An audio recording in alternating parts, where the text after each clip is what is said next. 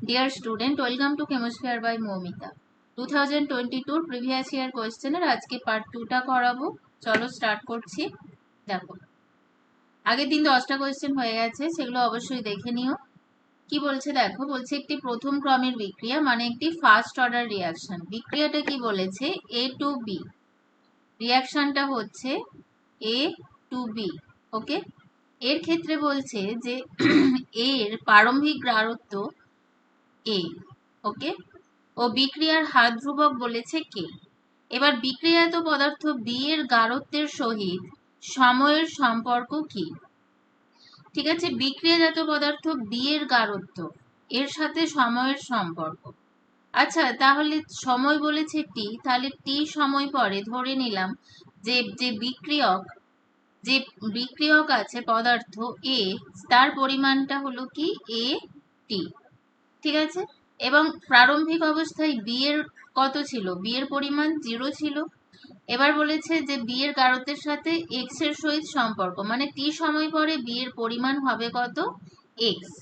ঠিক আছে, এবার দেখো আমরা ফার্স্ট অর্ডার রিঅ্যাকশনের ক্ষেত্রে কি জানি সূত্র? এটি ইকুয়াল টু এক্সপোনেনশিয়াল টার্মটা এখানে আসবে প্রারম্ভিক যে তোমার কনসেন্ট্রেশন, ঠিক আছে, প্রারম্ভিক গাঢ়ত্ব কনসেন্ট্রেশন, সেটা যদি A0 হয় A0 এক্সপোনেনশিয়াল মাইনাস কেটি, এটা হয় সূত্র। ঠিক আছে, তাহলে এবার দেখো এখানে এটির পরিমাণ কত? প্রারম্ভিক যে গাঢ়ত্ব ছিল, প্রারম্ভিক যে গাঢ়ত্ব মানে এ, তাহলে সেখান থেকে কি করব? মাইনাস করব এক্স, তাই না? তাহলে এ মাইনাস এক্স হবে। এই যে পরিমাণটা, এটির পরিমাণটা কি হবে? এ মাইনাস এক্স। তাহলে দেখো এই সূত্রটা থেকে কি লিখতে পারি? দেখো, তাহলে এই সূত্রটা থেকে আমরা লিখতে পারি a minus X equal to a exponential minus K. Okay, এবার এটা যদি এইদিকে নিয়ে আসি, ঠিক আছে, তাহলে কি হবে? a minus a exponential k T, ঠিক আছে, আর এক্সটা এইদিকে নিয়ে গেলাম এক্স। আমাদের তো এক্স এর সাথে কিসের সম্পর্ক করতে হবে? টি এর সম্পর্ক। দেখো অপশানে যেরকম আছে, তাহলে এক্স ইকুয়াল টু কি হয়ে যাবে? এ কমন নেব 1 minus E to the power minus K. দেখো কার সাথে ম্যাচ করছে? Option A. ঠিক আছে, অপশান এ। জাস্ট এখানে ফার্স্ট অর্ডার রিঅ্যাকশনের যে আমাদের সূত্রটা, সেটা কিন্তু মনে রাখলেই হবে। নেক্সট বলছে নিম্নতর উষ্ণতায় HNO3 এবং P2O5 বিক্রিয়া করলে কি উৎপন্ন হয়? এটার রিঅ্যাকশনটা জানতে হবে। এখানে কি উৎপন্ন হয়? Die nitrogen pentoxide. Die nitrogen pentoxide উৎপন্ন হয়। P2O5 P4O10 ফর্মে থাকে, P4O10। ঠিক আছে, এবং এটা HNO3 এর সাথে বিক্রিয়ায় 4HNO3 উৎপন্ন হচ্ছে HPO3 প্লাস 2N2O5। এটা হচ্ছে রিঅ্যাকশন। ঠিক আছে, এটা হচ্ছে die nitrogen pentoxide, die nitrogen pentoxide. ওকে, চলো নেক্সট কোয়েশ্চেন। দেখো বলছে CaEDTA কমপ্লেক্সের বর্ণ হলো, কি কি কালার দেওয়া আছে? নীল, ওয়াইন রেড, বর্ণহীন, হলুদ। তো প্রথমে দেখো আমি বলে দিই যে ইডিটিএ, CaEDTA কমপ্লেক্স মানে আমরা দেখতে পাচ্ছি একটা কোঅর্ডিনেশন কম্পাউন্ড, এর কথা বলা হয়েছে। ঠিক আছে, এবার দেখো ক্যালসিয়াম, ক্যালসিয়ামের কি? ক্যালসিয়ামের 20, তাই তো, ক্যালসিয়ামের 20 পারমাণবিক সংখ্যা। ঠিক আছে, এর ইলেকট্রনিক কনফিগারেশন কি? Argon 4s2। ঠিক আছে, আর্গন 4s2, তার মানে আমরা বলতে পারি কি 3s2 3p6 4s2। ঠিক আছে, কারণ আর্গনের কি? আর্গনের তো তোমার আর্গন হচ্ছে নিষ্ক্রিয় গ্যাস। ঠিক আছে, গ্রুপ 18 এলিমেন্ট। তাহলে যখন এখান থেকে ক্যালসিয়াম 2 প্লাস হবে, ইডিটিএ কমপ্লেক্স ফর্ম করবে যখন, এর চার্জটা হবে +2। তখন কি হবে? এই ইলেকট্রনটা বেরিয়ে গেলে এটা only Nobel gas configuration achieve করবে। ঠিক আছে, নোবেল গ্যাস কনফিগারেশন অ্যাচিভ করবে। এই হচ্ছে ক্যালসিয়াম +2 এর ব্যাপারটা। এবার ইডিটিএ দেখো এখানে স্ট্রাকচারটা আমি দিয়ে রেখেছি। ইডিটিএ এটা একটা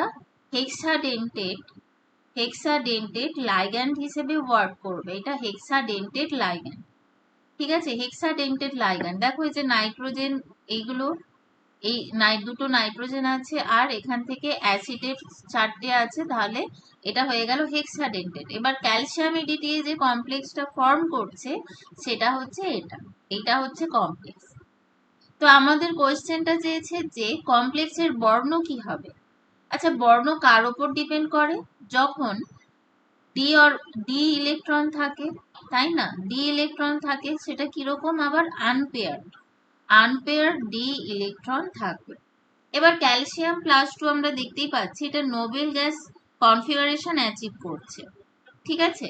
তার মানে ডি ইলেকট্রন আনপেয়ার যখন হবে অনলি তখন কালার শো করে, কালার শোস, ঠিক আছে? বাট ক্যালসিয়ামের ক্ষেত্রে কি হচ্ছে, এই যে ঘটনাটা ঘটছে না, এই ঘটনাটা ঘটছে না, কারণ ক্যালসিয়াম 2+ এর মধ্যে কি আছে, নো ডি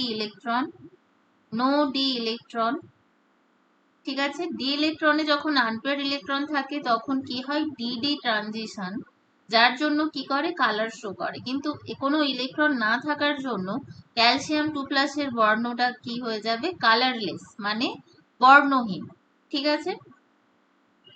নেক্সট দেখো, বলছে নিচের কোন গঠন সংকেতটি মেসো বিউটেন ডাইঅলের নয়? দেখো এখানে 3টে অপশন আছে, এবার কোনটা বলছে, কোন গঠন সংকেতগুলো নয়, মেসো নয়, সেটাই জানতে হবে। দেখো এবার মেসো কম্পাউন্ড যদি আমরা জানতে চাই, এখানে দেখো যতগুলো কনফিগারেশন দেওয়া আছে, বিউটেন ডাইঅলের যতগুলো কনফিগারেশন দেওয়া আছে, এখানে আমরা দেখতে পাচ্ছি যে প্রত্যেকটাতে সেম আছে, সেম গ্রুপ বা সেম অ্যাটম আছে, তাই তো সবগুলোরই। তাহলে এগুলোকে আমরা কিভাবে করব, মেসো কনফিগারেশনটা কিরকম হবে? দেখো CH3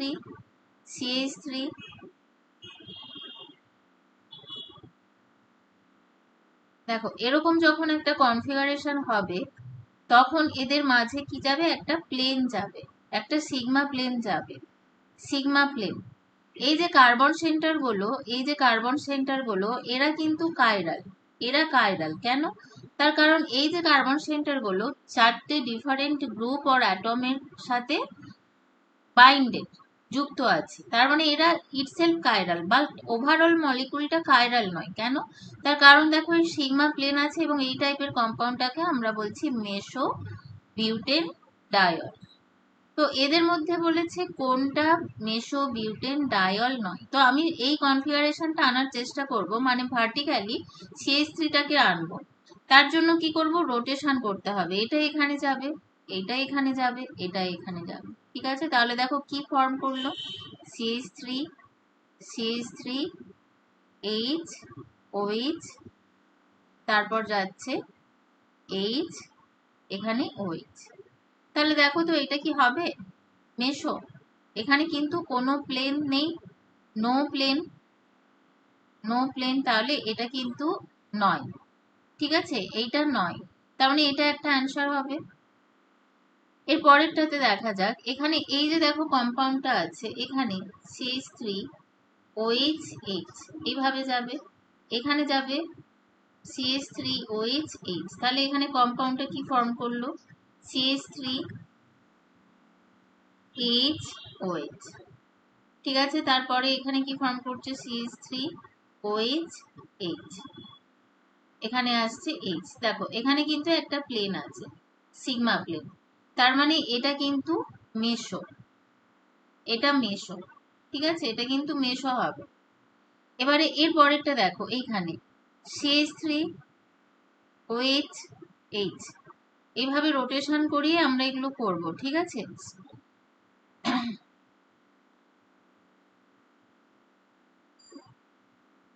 দেখো Hটা এখানে এলো, এখানে OH, ঠিক আছে? তাহলে এখানেও দেখো সিগমা প্লেন প্লাস, এখানেও সিগমা প্লেন পেলাম, তাহলে এটাও মেসো।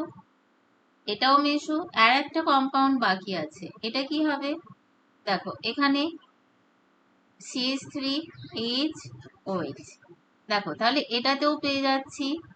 যাতে বুঝতে পারো আমি একটা ডিফারেন্ট কালারের কালি নিয়েছি, দেখো এখানে আসছে CH3, এখানে আসছে H, এখানে আসছে OH, এখানে আসবে OH, এখানে আসবে H, আর এখানে CH3, তাহলে দেখো এটাও মেসো।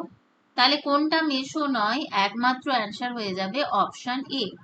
ঠিক আছে, বোঝা গেছে? আমাদের কি করতে হবে, এইভাবে যদি স্ট্রাকচার দেওয়া থাকে সেটাকে আমাদের রোটেশন করিয়ে দেখতে হবে।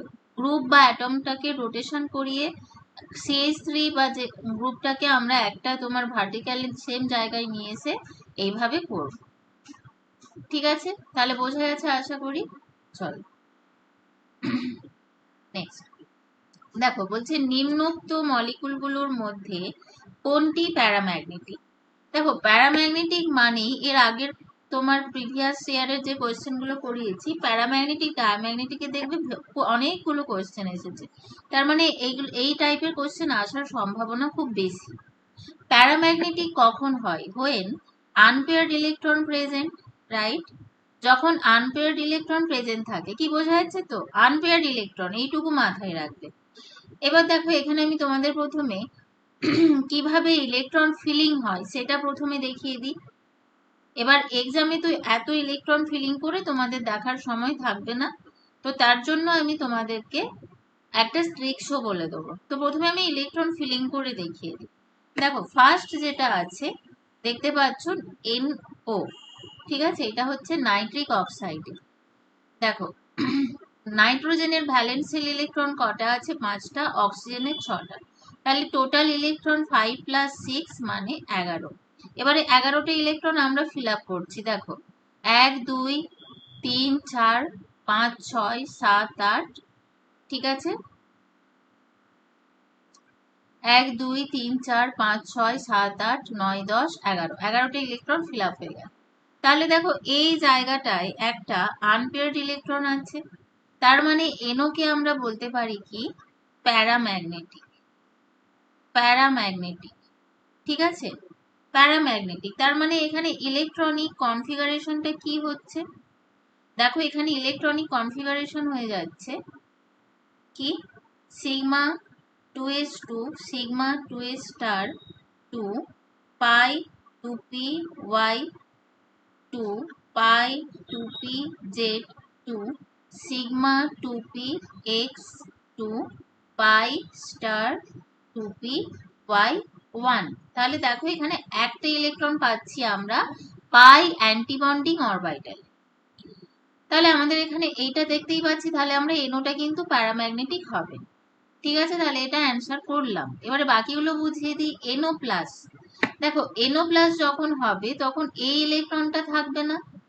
যখন NO প্লাস হবে এই ইলেকট্রনটা চলে গেলে নো আনপেয়ার্ড ইলেকট্রন হয়ে যাবে।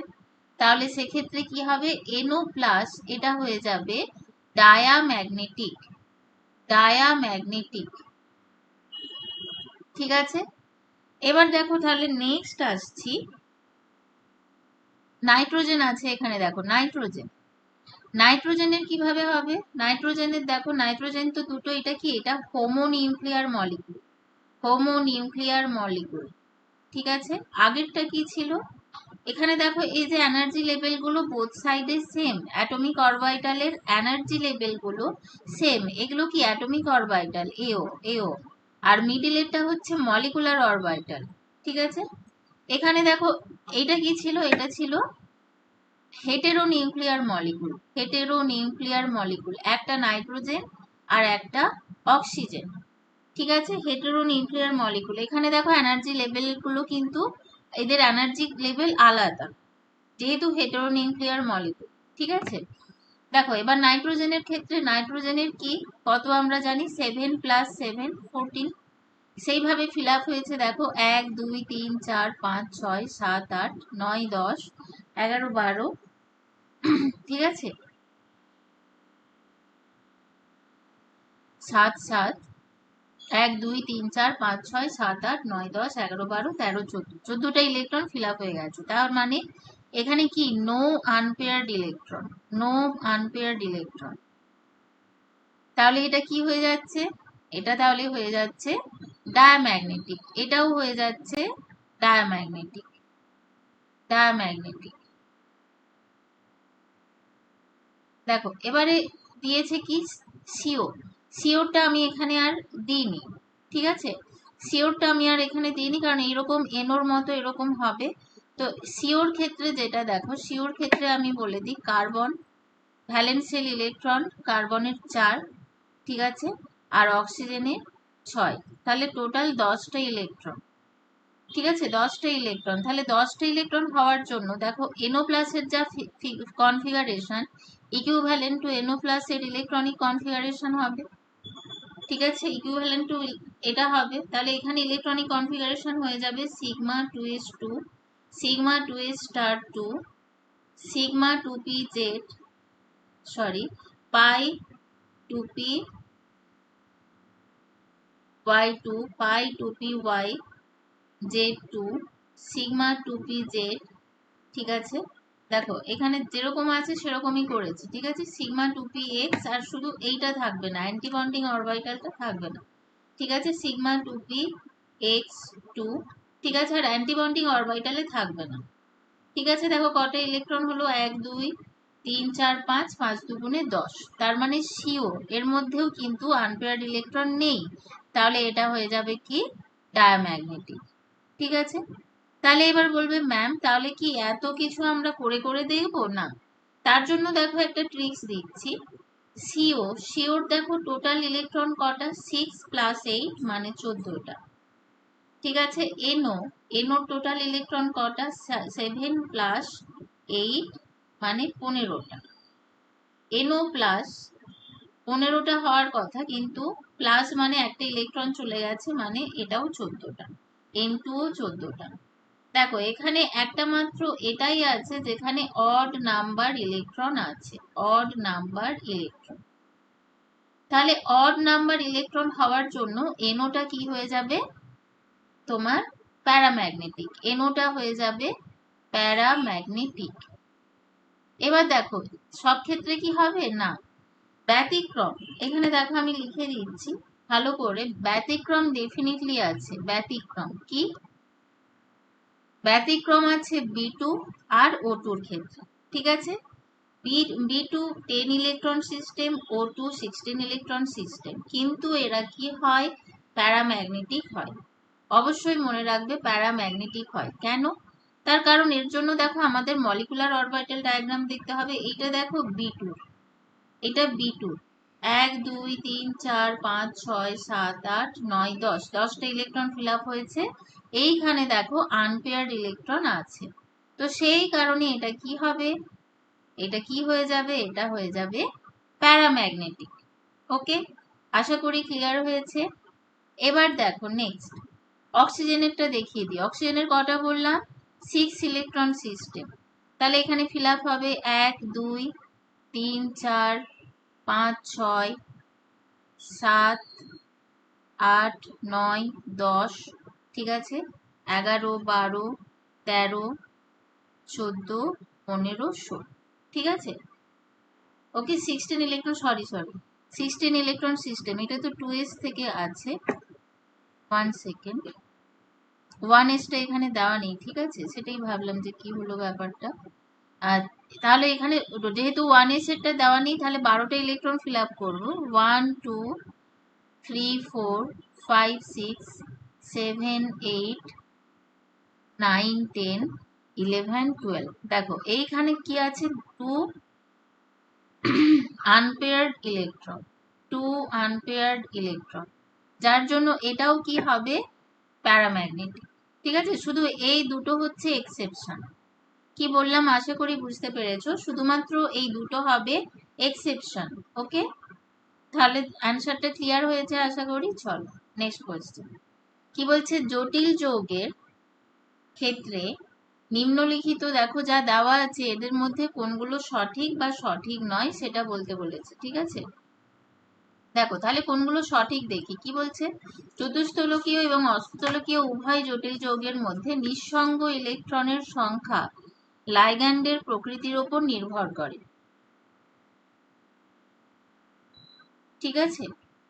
মানে আনপেয়ার্ড ইলেকট্রনের সংখ্যা চতুস্থলকীয় এবং অষ্টতলকীয়, ঠিক আছে। মানে কি বলতে চাইছে, টেট্রাহেড্রাল আর অক্টাহেড্রাল, টেট্রাহেড্রাল আর অক্টাহেড্রাল এই যে দুটোর মধ্যে কার উপর ডিপেন্ড করছে, যে নিঃসঙ্গ ইলেকট্রনের সংখ্যা লাইগ্যান্ডের প্রকৃতির উপর নির্ভর করছে, ঠিক আছে। তো লাইগ্যান্ডের প্রকৃতির ক্ষেত্রে যদি নির্ভর করে, এই কোশ্চেন, এই যে অপশন এতে যেটা আছে এটা অ্যাকচুয়ালি ডাউটফুল। ঠিক আছে, কেন বলছি দেখো, এর কজটা আছে, যখন উইক ফিল্ড লাইগ্যান্ড আমরা ব্যবহার করি তখন হয় হাই স্পিন কমপ্লেক্স। ঠিক আছে, যখন আমরা স্ট্রং ফিল্ড লাইগ্যান্ড ইউজ করি তখন হয়ে যায় তোমার লো স্পিন কমপ্লেক্স। ঠিক আছে, এটা একটা ব্যাপার। এবার যখন লো স্পিন কমপ্লেক্স হয় তখন কি থাকে, নো আনপেয়ার্ড ইলেকট্রন। ঠিক আছে, হাই স্পিন হলে সেক্ষেত্রে আনপেয়ার্ড ইলেকট্রন থাকতে পারে। তো সেই কারণে এটা একদিক থেকে এটা কিন্তু সঠিক। আবার যদি অনেক কিছু এক্সাম্পল দিয়ে দেখানো হয়, কিছু কিছু ক্ষেত্রে এটা সঠিক নয়ও। ঠিক আছে, সঠিক নয়ও, এইটা অ্যাকচুয়ালি একটা ডাউটফুল অপশন। কারণ টেট্রাহেড্রাল কমপ্লেক্সের ক্ষেত্রে আমরা আবার অন্যরকম কিছু জিনিস দেখি, তো সেই কারণে এটা আমরা নেব, আবার নাও নিতে পারি, এরকম ব্যাপারটা। ঠিক আছে, নিতে পারি। ইন জেনারেল আমরা এই অপশনটাকে সঠিক বলে মেনে নেব। এরপর দেখো দেওয়া আছে, সাধারণভাবে তামা এবং জিঙ্ক যথাক্রমে রঙিন এবং বর্ণহীন জটিল যৌগ দেখায়। তো এইটা কতটা সত্যি? দেখো, তামা মানে কপার 2, জিঙ্ক 2, কপার 2 মানে D9 কনফিগারেশন মানে কি? তার মানে 1 ইলেকট্রন পেয়ার সেখানে আছে, একটা আনপেয়ার্ড ইলেকট্রন সেখানে আছে, 1 আনপেয়ার্ড ইলেকট্রন। ঠিক আছে, তার মানে এটা কি করবে, DD ইলেকট্রন ট্রানজিশন শো করবে। DD ইলেকট্রন ট্রানজিশন হবে, তার মানে মোস্ট কপার কমপ্লেক্স কি হবে, কালার্ড। ঠিক আছে, এদিকে জিঙ্ক 2, এটা কি D10 সিস্টেম। তাহলে এখানে কি আছে, ডি অরবিটালটা, দেখো এখানে কি আছে, ডি অরবিটাল কমপ্লিটলি ফিল্ড। তাহলে ডি অরবিটাল কমপ্লিটলি ফিল্ড হলে এখানে কি হবে, নো ডিডি ট্রানজিশন। ঠিক আছে, তাহলে সেক্ষেত্রে হয়ে যাবে কালারলেস। ঠিক আছে, তাহলে এই অপশনটা আমরা দেখছি ঠিক। এর পরেরটা বলছে, স্ববর্গীয় যৌগগুলির আকার কেন্দ্রীয় ধাতুর সংকরায়নের সাথে সম্পর্কিত নয়। দেখো, নয় বলেছে, এটা তো সঠিক নয়। কেন্দ্রীয় ধাতুর সংকরায়নের সাথে সম্পর্কিত হয়। ঠিক আছে, এটা কি হবে, হয়। কেন, চলো কয়েকটা এক্সাম্পল দিয়ে দেখাচ্ছি। যেমন দেখো, এখানে নিকেল Cl4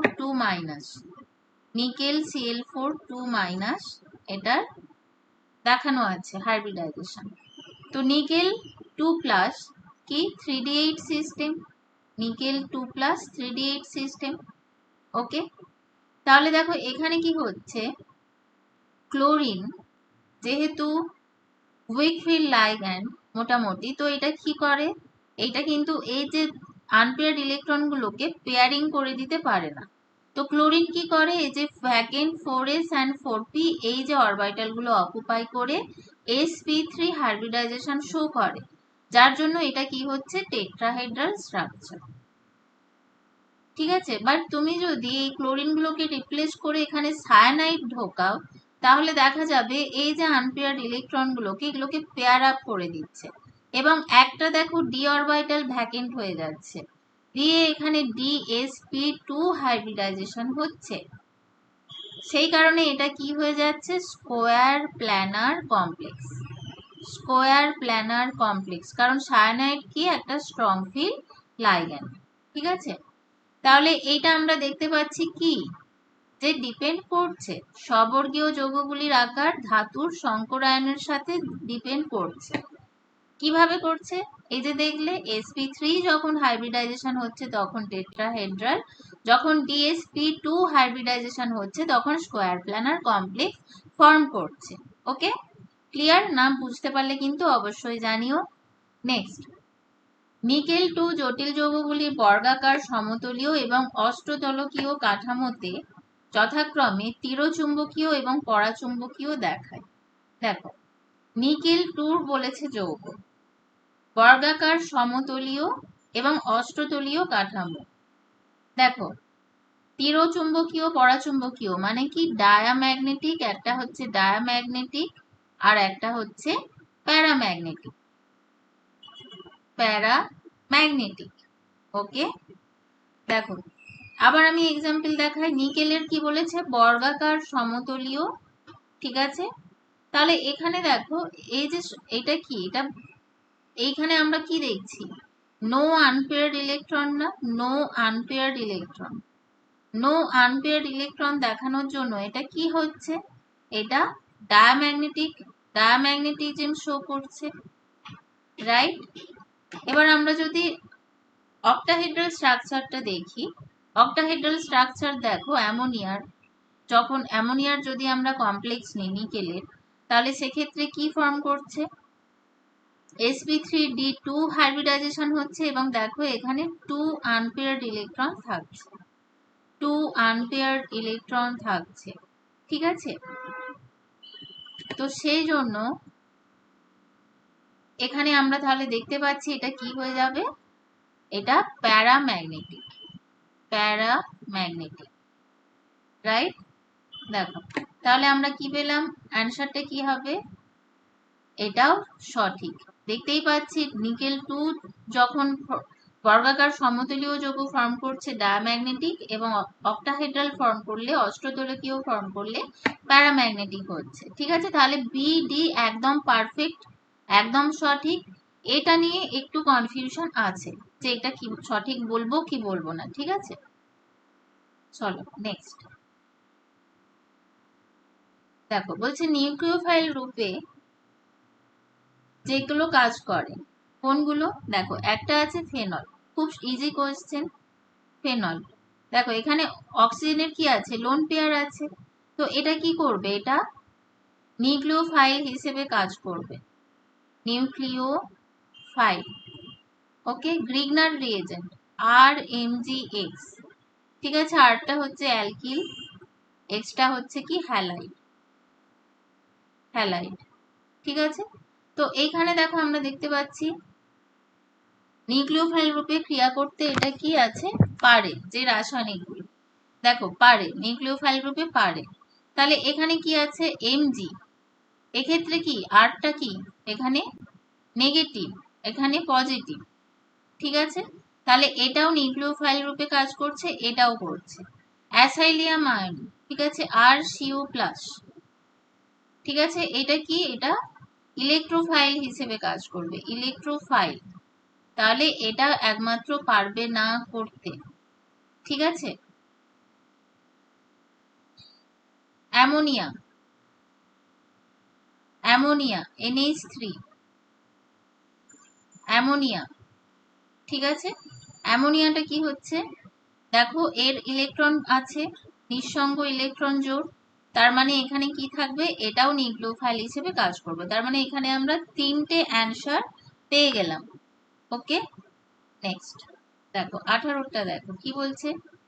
জ্যামিতিক সমাবয়বতা দেখায় কোনগুলো? আচ্ছা, জ্যামিতিক সমাবয়বতা দেখাবে, দেখো এটা তো দেখছি একটা পুরো হোমো মলিকুল, তাহলে এটা দেখাবে না, ঠিক আছে। এখানেও দেখো সেম স্ট্রাকচার আছে, তাহলে এটাও দেখাবে না জ্যামিতিক সমাবয়বতা। এবার এটা দেখাবে, এই CH3টাকে আমরা এইভাবেও লিখতে পারি,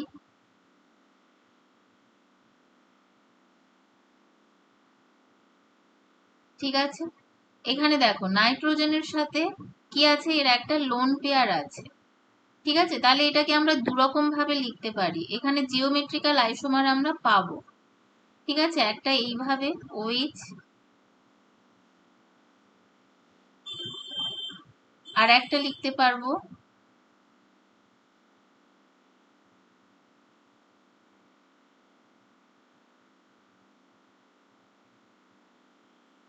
ঠিক আছে, এইভাবে আমরা লিখতে পারবো। তাহলে এখানে দেখো দুটো যৌগ জ্যামিতিক সমবায়তা মানে জিওমেট্রিক্যাল আইসোমারিজম কিন্তু শো করছে, ঠিক আছে। চলো নেক্সট বলছে নিচের কোনটি অ্যাসিটিক অ্যাসিড অপেক্ষা তীব্র অ্যাসিড? দেখো অ্যাসিটিক অ্যাসিড অপেক্ষা তীব্র অ্যাসিড বলেছে, অ্যাসিটিক অ্যাসিড এটা এইচ। এবার এখানে বলেছে trichloro acetic acid. Trichloro acetic acid মানে হাইড্রোজেন গুলোকে রিপ্লেস করে ক্লোরিন এখানে চলে আসবে, ঠিক আছে, ক্লোরিন চলে এসেছে, ট্রাইক্লোরো অ্যাসিটিক অ্যাসিড। এবারে ক্লোরিনের কি আছে? ক্লোরিনের মাইনাস আই এফেক্ট আছে, ঠিক আছে, তার মানে ইলেকট্রনকে টানবে। তাহলে সেক্ষেত্রে দেখো এখানে কি হবে, এই বন্ডটা উইক হবে, ঠিক আছে, উইক হবে এই বন্ডটা। আবার অন্যদিকে দেখো, আচ্ছা ট্রাইফ্লুরো ইথানল, ইথানলের তো এমনিই কম হয়, তাহলে এটা প্রথমেই কেটে দিচ্ছি, এটা হবে না, ইথানল আছে। Try methyl acetic acid, try methyl acetic acid মানে এখানে CH3 থাকবে,